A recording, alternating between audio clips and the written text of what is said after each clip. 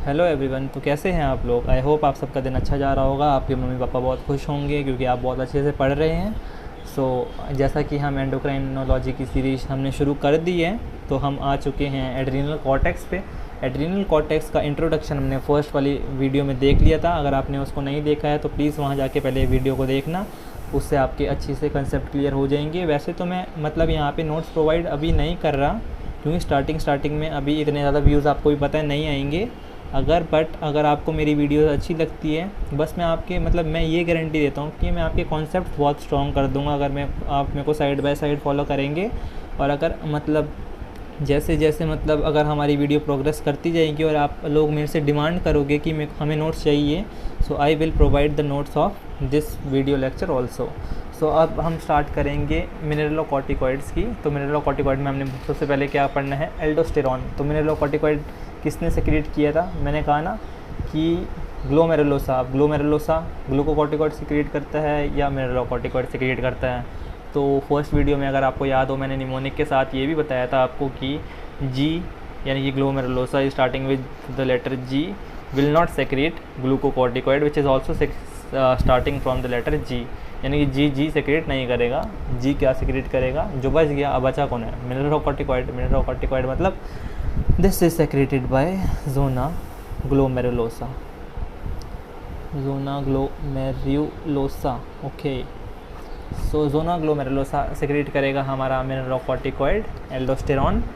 देखो, मेन बात इसमें यही है एंडोक्राइन में कि कंसेप्ट बहुत ज़्यादा है, तो इसमें रट्टा वट्टा मारने की कोई ज़रूरत नहीं है। कंसेप्ट लेके अगर आप चलोगे तो आपके लिए एंडोक्राइनोलॉजी बहुत आसान हो जाएगी। और एमबीबीएस में भी जब आपका नीट में सिलेक्शन हो जाएगा किसी अच्छे गवर्नमेंट कॉलेज में, तो आपकी सारे के सारे कंसेप्ट्स बहुत ही स्मूथ वे में चलेंगे और आपको वापस अच्छी तरह वापस पढ़ने की ज़रूरत नहीं होगी, क्योंकि आपके कॉन्सेप्ट तो पहले से ही क्लियर हैं। तो अब हम मेन वीडियो को शुरू करते हैं। तो अगर हम बात करें एल्डोस्टेरॉन स्टेरॉन स्टेरॉइड है, समझ आ गई। स्टेरॉइड है अगर मैं बात करूं कि हार्मोन कैसे एक्ट करेगा, तो मैं छोटी सी आपको इसके लिए ये जस्ट दे देता हूं कि कैसे हार्मोन एक्ट करते हैं। हम मान लेते हैं सेल है, ठीक है। अब यहाँ पे हमारे अंदर न्यूक्लियस है, ठीक है। न्यूक्लियस में हमारा क्या पड़ा है? डीएनए पड़ा है, लेट्स सपोज। तो मैंने बोला स्टेरॉइड हार्मोन है, let's suppose this is aldosterone, ठीक है। एल्डोस्टेरॉन आता है, एल्डोस्टेरॉन सेल की लिपिड बाइलेयर को क्रॉस कर देगा, क्योंकि both are the derivatives of cholesterol. अब आपने केमिस्ट्री में अच्छी तरह पढ़ा है ना, ऑर्गेनिक में, कि लाइक डिजॉल्व लाइक, ठीक है। तो लाइक ने लाइक को डिजॉल्व कर लिया, so it will directly enter into the cell. अब सेल में अंदर आके यहाँ पे एक न्यूक्लियर, ये यहाँ पे साइटोप्लाज्म में इसका अगर रिसेप्टर है, तो रिसेप्टर के साथ ये अपना कॉम्प्लेक्स बना लेगा, जिसे हम कहेंगे receptor hormone complex, which will enter into nucleus. अब न्यूक्लियस में जाके डीएनए से क्या बनाएगा? डीएनए से ये अंदर ही चलेगा सब कुछ, एमआरएनए बनेगा ट्रांसलेशन के थ्रू, एंड एमआरएनए से प्रोटीन्स बनेंगे, और ये प्रोटीन्स जाके फर्दर एक्ट करेंगे और अपना role they will play their respective role, जो भी इनका रोल होगा। तो ये हार्मोन एक्शन में हम इसको अच्छे से डिस्कस करेंगे। बस मैंने आपको एक यहाँ पे बताया है कि कैसे एक्ट होता है। तो एल्डोस्टेरॉन के फंक्शन के बाद पे आते हैं हम सीधा। तो एल्डोस्टेरॉन के होते हैं, गांठ बांध लेना इस बात को, 4 वाइटल फंक्शंस, ठीक है। तो 4 को हम कैसे तोड़ सकते हैं? 2+2 में, तो तोड़ दो इसको 2+2 में। सो 2+2 में हमने इसको तोड़ दिया। तो 2 तो इसके काम होते हैं, रीअब्जॉर्ब कराएगा 2 चीज़ों को। अब किसको रीअब्जॉर्ब कराएगा वो मैं आपको बताऊंगा, कुछ रटने की ज़रूरत नहीं है, बहुत इजी है। Reabsorption of 2 things and excretion भी होगी इसमें 2 चीज़ों की। अब हम देखते हैं कैसे। ये आपको पता है ना एल्डोस्टेरॉन कैसे एक्ट करता है? RAAS, renin, angiotensin, aldosterone system kidney में आपने अच्छी तरह पढ़ा होगा, अगर आपके टीचर्स ने अच्छी तरह पढ़ाया होगा। अभी हम उसको इतनी डिटेल में ना डिस्कस करते हुए, एल्डोस्टेरॉन लास्ट में रेनिन, ये रास वाले सिस्टम से निकलता है, और ये कहाँ पे एक्ट करता है मेनली जाके? This act at the level of, कहाँ पे? नेफ्रॉन में कहाँ पे? कलेक्टिंग डक्ट के लेवल पे। 2 चीज़ों को ये वहाँ पे रीअब्जॉर्ब कराता है और 2 चीज़ों को यहाँ पे एक्सक्रीट कराता है। ये रीअब्जॉर्ब कराता है सोडियम को और वाटर को, सोडियम आयन बोल दो, और वाटर की रीअब्जॉर्प्शन कराएगा। और एक्सक्रीशन किन 2 चीज़ों की कराएगा? K+ की एक्सक्रीशन कराएगा विद H+ की एक्सक्रीशन। अब यही याद रखना है आपको अच्छे से कि किन दो चीज़ों की रीअब्जॉर्प्शन, किन दो चीज़ों की एक्सक्रीशन, सब कुछ बताऊंगा क्यों होता है, मतलब इसको हम क्या मतलब कंसेप्ट लगा के अच्छी तरह बता सकते हैं। तो एल्डोस्टेरोन को याद रखना है, MCQ आएगा कि लाइफ सेविंग हार्मोन किसको बोलते हैं, तो लाइफ सेविंग हार्मोन हम बोलते हैं एल्डोस्टेरोन को, याद रखना है हमेशा। हाई यील्ड टॉपिक है, कंसेप्चुअल टॉपिक है, जो कि आपको मेडिसिन में भी बहुत हेल्प करेगा। तो हमने बोल दिया है कि लाइफ सेव करता है इन लॉन्ग टर्म्स, ठीक है। लॉन्ग टर्म में मतलब ये लाइफ को एक तरह से सेव करने में मदद करता है, क्योंकि ECF वॉल्यूम वगैरह में मतलब अगर बताऊं तो होता क्या है कि चलो अभी मतलब इसको थोड़ा सा मतलब वीडियो के एंड में आप समझना, मैं सब कुछ बताऊंगा। अगर आपको कुछ समझना है तो डाउट लिख देना अपने कमेंट सेक्शन में, we will discuss. So collecting duct में जाके ये एक्ट करता है, act at the level of collecting duct, ठीक है। मैं शॉर्ट फॉर्म्स लिख रहा हूँ। सो कलेक्टिंग डक्ट पे जाके, अब कलेक्टिंग डक्ट में दो तरह के सेल्स होते हैं, ये थोड़ा सा हायर लेवल है। P सेल्स होते हैं एंड I सेल्स होते हैं। P मतलब हो गए प्रिंसिपल सेल्स एंड I मतलब हो गए इंटरकैलेटेड सेल्स। अब रीअब्जॉर्प्शन होगी वाटर की एंड सोडियम की, और K+ की और H+ की एक्सक्रीशन होगी, मतलब एक्सक्रीट करना है हमें इन यूरिन, इन दोनों चीज़ों को, ठीक है। किडनी में भी मतलब मेरे को 11th-12th में बहुत ज़्यादा कन्फ्यूजन होती थी कि क्या होता है रीअब्जॉर्प्शन, मतलब एक्सक्रीशन मतलब क्या होता है। तो रीअब्जॉर्प्शन मतलब अगर मैं आपको अच्छे से बताऊँ तो मान लेते हैं ये हमारा ब्लड है, ठीक है, ब्लड वेसल है ये एक हमारी, और ये हम मान लेते हैं हमारा यूरिन है, okay. This is our urine, मतलब यहाँ से किडनी से नेफ्रॉन वगैरह से कलेक्टिंग डक्ट वगैरह सब कुछ यहाँ पे है, और this is our blood vessel. तो रीअब्जॉर्प्शन का मतलब होता है कि मान लो अगर हमारी यूरिन में सोडियम पड़ा है, तो सोडियम को अगर हमें वापस बुलाना है बॉडी में, यानी कि ब्लड वेसल में, यानी कि प्लाज्मा में, तो इस चीज़ को हम कहेंगे रीअब्जॉर्प्शन। रीअब्जॉर्प्शन, वापस हमारी बॉडी ने इसको रीअब्जॉर्ब कर लिया। सॉरी, स्क्रीन में दिखानी है अच्छी तरह। तो सोडियम को अच्छे से रीअब्जॉर्ब करना मतलब वापस अपने बॉडी में बुला लेना। उसी तरह अगर हम बात करें कि K+ वगैरह अगर हमारे ब्लड में ज़्यादा हैं तो उसको वापस यूरिन में भेज देना, यानी कि उसको एक्सक्रीट करना। तो ये चीज़ हो गई हमारी एक्सक्रीशन, और ऊपर वाली चीज़ हो गई हमारी रीअब्जॉर्प्शन, ठीक है। ये रीअब्जॉर्प्शन भी बोल सकते हैं इसे। तो at the level of collecting duct there are mainly two cells, P cells and I cells. P cell means principal and I means intercalated cells. We will discuss the mechanism of these two cells in brief. Just a second. तो मैं आपको बता देता हूँ P cell का क्या role होता है। P cell का रोल होता है, चार चीज़ें करानी है ना, चार चीज़ें कैसे होंगी इनके लेवल पे। तो Na+ की reabsorption will occur at the level of P cells, ठीक है। अब Na+ आपको केमिस्ट्री में या अपने ऑस्मोसिस वगैरह में भी आपने पढ़ा होगा, मतलब ट्रांसपोर्ट वगैरह में। अगर यहाँ पे हाइपरटोनिक सोल्यूशन है मेरे पास, ठीक है, हाइपरटोनिक मतलब टोनिक मतलब कि कोई भी सल्यूट ज़्यादा है, ओके। यानी कि हम मान लेते हैं Na+, है ना, नमक मान लेते हैं, Na यानी कि सोडियम, नमक है, तो नमक की कंसंट्रेशन यहाँ ज़्यादा है, यानी कि सोल्यूट ज़्यादा है, यानी कि हाइपरटोनिक सोल्यूशन बना हुआ है ये हमारे पास। अब इसके पीछे कौन आएगा, इसको इक्विलिब्रियम में मेंटेन करने के लिए कौन आएगा, वाटर आएगा, हाँ। तो जहाँ पे Na+ घुसा अंदर, वाटर भी अंदर जाएगा ही जाएगा to maintain the equilibrium. So Na+ आया तो और किसकी रीअब्जॉर्प्शन होगी, मतलब यहाँ से यहाँ कौन आएगा, और ब्लड वेसल या ECF वॉल्यूम में, प्लाज्मा में, तो आएगा हमारे पास वाटर विच इज़ H2O, के। और P सेल्स का लास्ट काम हो गया ये K+ की एक्सक्रीशन करना, और लास्ट काम किसका बचा, I सेल का, इंटरकैलेटेड सेल का क्या बचा इन चारों में से, दिस इज़ डन। H+ की एक्सक्रीशन किससे होगी फिर, I सेल से, इंटरकैलेटेड सेल से। Now we are going to discuss the brief mechanism. तो ब्रीफ मैकेनिज़्म को हम डिस्कस करेंगे, ठीक है। चलो मैं दूसरा पेज दे देता हूँ, ये बेकार सा हो रहा है, ओके। तो principal cell, at the level of principal cell में हमने डिस्कस कर लिए हैं कि क्या क्या होगा। Na+ रीअब्जॉर्ब होगा, H2O भी रीअब्जॉर्ब होगा पीछे एंड K+ भी एक्सक्रीट होगा। तो अब हम बात कर लेते हैं कि यूरिन है। अब यूरिन की आपको पता है ना, ब्लड वेसल, मतलब ये यूरिन की जो एपिथेलियम होती है, यूरोथेलियम वगैरह, तो अब यहाँ पे सेल्स होंगे, अब यहाँ पे सेल्स हैं ना, इसकी लाइनिंग पे। अब एक सेल को मैं जूम कर रहा हूँ और एक सेल को मैं यहाँ बना रहा हूँ। सपोज़ करना है कि पूरा एक सेल है, हाँ, इसको हमने जूम कर दिया है। अब ये क्या है, यही है प्रिंसिपल सेल, समझ आई। ये कलेक्टिंग डक्ट है और यहाँ से हमारा यूरिन वगैरह जा रहा है और यहाँ से एक्सक्रीट हो जाएगा। ठीक है, बहुत आसान। दूसरी तरफ क्या है, दूसरी तरफ हमारे ब्लड वेसल है, ये प्लाज्मा वगैरह ये सब, हाँ ब्लड है। Okay, everything is now clear. हाँ, तो क्या होता क्या है, एल्डोस्टेरॉन आया, this is the aldosterone. Aldosterone मैंने बोला सीधा के सीधा कैसे कर देगा एक्ट, सीधा ही जाएगा। This will cross the lipid bilayer, lipid bilayer पे जाके इसने हार्मोन के साथ, मतलब जहाँ अंदर रिसेप्टर पड़ा है, रिसेप्टर साथ कॉम्प्लेक्स बना लिया, हार्मोन रिसेप्टर कॉम्प्लेक्स। अब हार्मोन रिसेप्टर कॉम्प्लेक्स ने क्या किया, न्यूक्लियस पे एक्ट किया।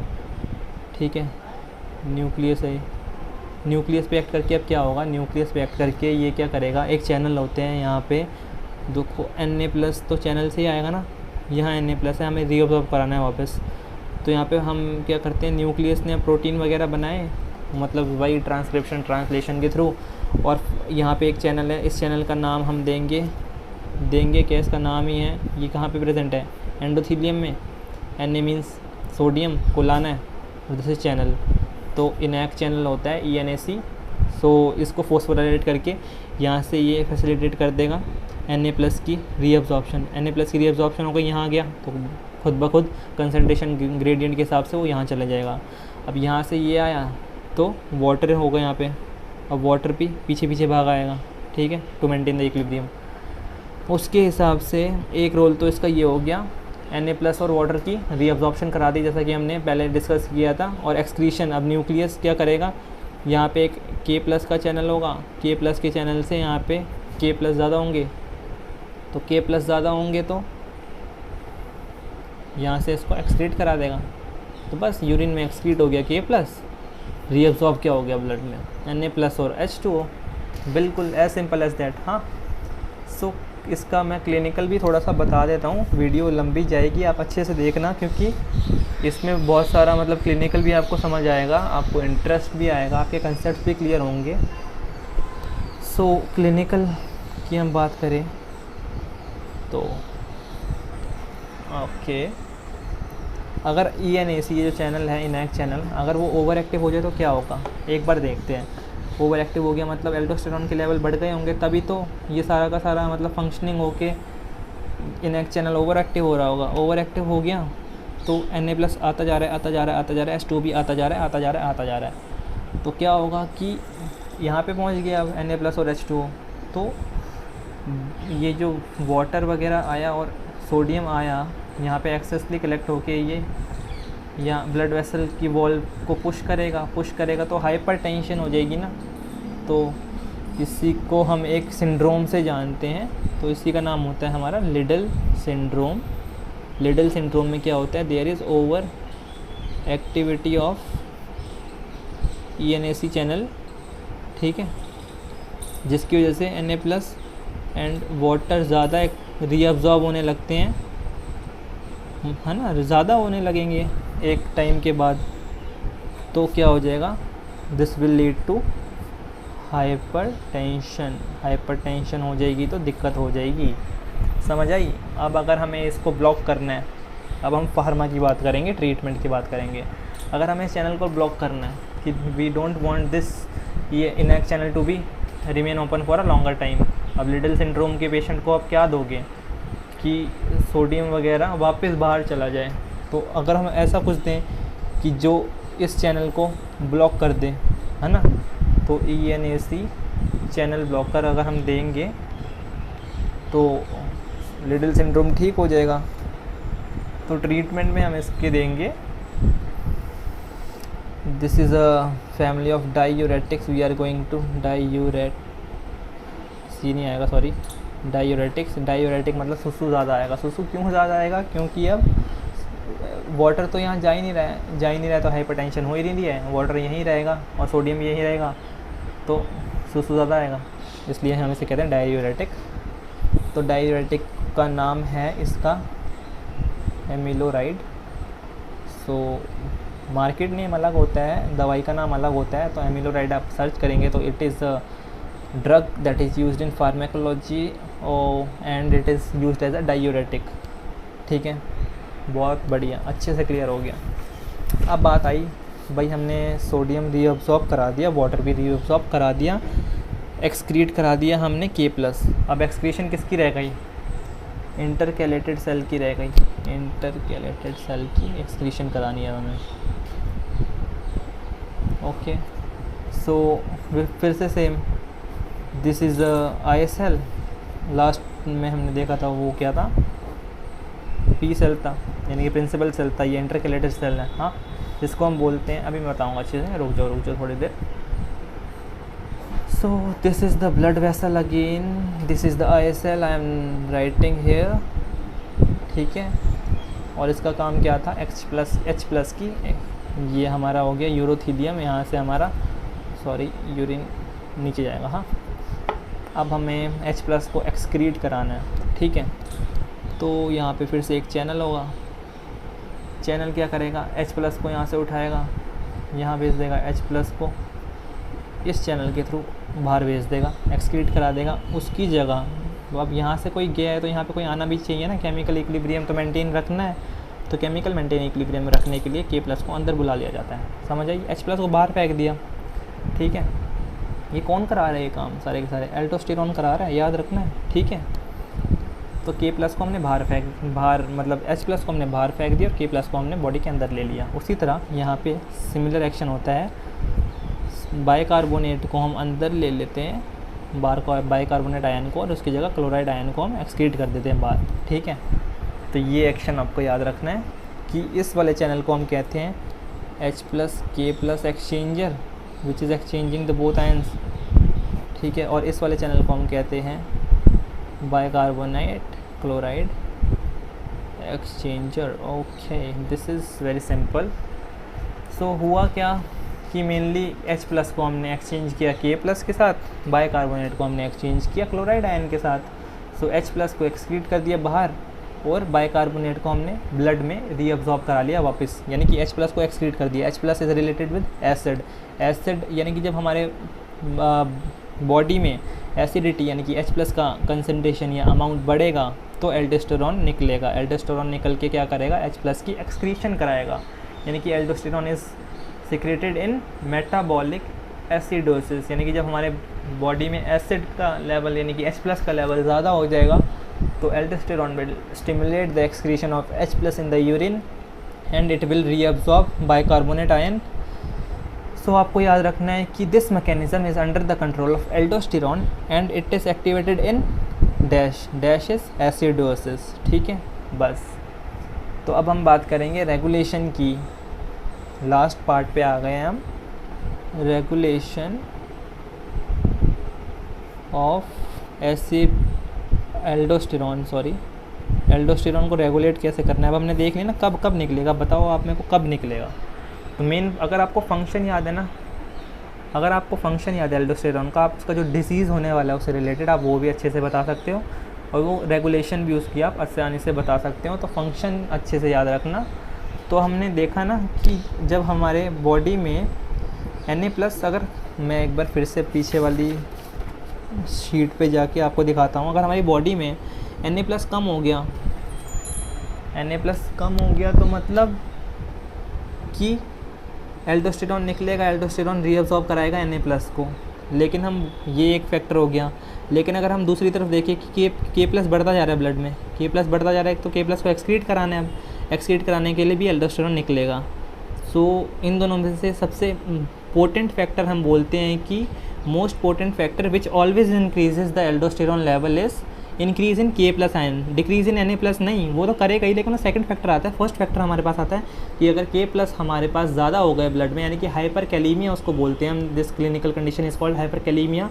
हाइपरकैलेमिया के दौरान एल्डोस्टेरॉन का रिलीज़ बढ़ जाएगा। एल्डोस्टेरॉन का रिलीज़ बढ़ जाएगा तो K+ की एक्सक्रीशन ज़्यादा होगी और Na+ की रीअब्जॉर्प्शन भी होगी उसी के साथ। सो अगर हम रेगुलेशन पे आए तो रेगुलेशन में हम बोलेंगे कि मोस्ट पोटेंट फैक्टर। तो आपको पता लग गया ना एल्डोस्टेरॉन कब निकलेगा, रेनिन कब निकलेगा, दिमाग लगाओ। अगर हमारी बॉडी में K+ ज़्यादा हो गया तो K+ को एक्सक्रीट कौन करता है? एल्डोस्टेरॉन, यानी कि तब निकलेगा। अगर हमारी बॉडी में Na+ कम हो गया ब्लड वेसल में या ECF में, तो भी एल्डोस्टेरॉन निकलेगा और वो रीअब्जॉर्प्शन कराएगा सोडियम की और वाटर की। तो बस है ना सिंपल। तो बोल रहा हूँ बस कॉन्सेप्ट्स को अच्छे से लेके चलना, बहुत इजी है। 11-12 के आप MBBS भी अच्छे से पढ़ोगे और मेरे को भरोसा है आप लोगों पे, ठीक है ना। तो कोई भी टेंशन लेने की ज़रूरत नहीं है, बस कंसिस्टेंसी रखनी है। बचपन में आपको याद होगा, आपको सेकंड थर्ड की 1-2 पोएम याद है ना। तो पोएम वो याद कैसे रह गई? हाँ, वो तो हमने एक ही बार पढ़ी थी, तब भी याद है, हमने उसको दिल से पढ़ा था ना। तो किसी भी चीज़ को अगर आप मतलब ऐसे नहीं सोचना कि कब ख़त्म होगा चैप्टर, बहुत बोरिंग हो गया है। हर चीज़ का मतलब रीज़न होता है कि वो क्यों पढ़ाया जा रहा है, उसके क्लिनिकल के पीछे जाके देखो। थोड़ा सा वास्ट हो जाएगा वो टॉपिक, बट आपको इतना मज़ा आएगा कि बस आपके सारे कंसेप्ट हमेशा क्लियर हो जाएंगे। So what is the most important factor which always increases aldosterone. This is the aldosterone का जब K+ के लेवल बढ़ जाएंगे, ठीक है, इंक्रीज इन K+ आयंस हमारी बॉडी में बढ़ जाएंगे, उसको हम क्या बोलते हैं? Hyper kalaemia. अदर फैक्टर में हम लिख सकते हैं, एक अच्छा MCQ और आएगा। अदर फैक्टर में हम वी कैन राइट, जब Na+ कम हो जाएंगे तो रीअब्जॉर्प्शन के लिए फिर से एल्डोस्टेरॉन निकलेगा, ठीक है। क्या Na+ कम हो जाएंगे तो क्या एक्टिवेट होगा? हाँ, रास। समझ आई? अगर आपको रास भी समझ नहीं आया तो मेरे को मतलब मैंने समझाया नहीं है अभी तक, लेकिन अगर आपको इसमें डाउट है तो मेरे को प्लीज़ कमेंट सेक्शन में बताना। इसके ऊपर भी हम एक अलग सी वीडियो बताएंगे। तो यहाँ पे हमारा एल्डोस्टेरॉन होता है बहुत दिलचस्पी से ख़त्म। अगर आपको कोई भी डाउट है तो आप बेझिझक मेरे से कमेंट सेक्शन में बिल्कुल अच्छे से पूछना, मेरे को फ़ोन कर सकते हो आप। सो अगली क्लास में हम पढ़ेंगे सेकंड हार्मोन के बारे में, जो कि है the family of glucocorticoids, that is cortisol. और हाँ, ज़ोना रेटिकुलरिस से जो सेक्स एंड्रोजन सेक्रेट हो रहे थे वो भी हम नेक्स्ट वीडियो में कंप्लीट कर देंगे। तब तक के लिए आप अच्छे से इन सारे टॉपिक्स को रिवाइज़ करना, ठीक है। बहुत ही ईजी हैं ये सारे टॉपिक्स, एक बार बुक से भी पढ़ना अच्छे से। और हम मिलते हैं अपनी अगली वीडियो में, तब तक के लिए see you, have a good day.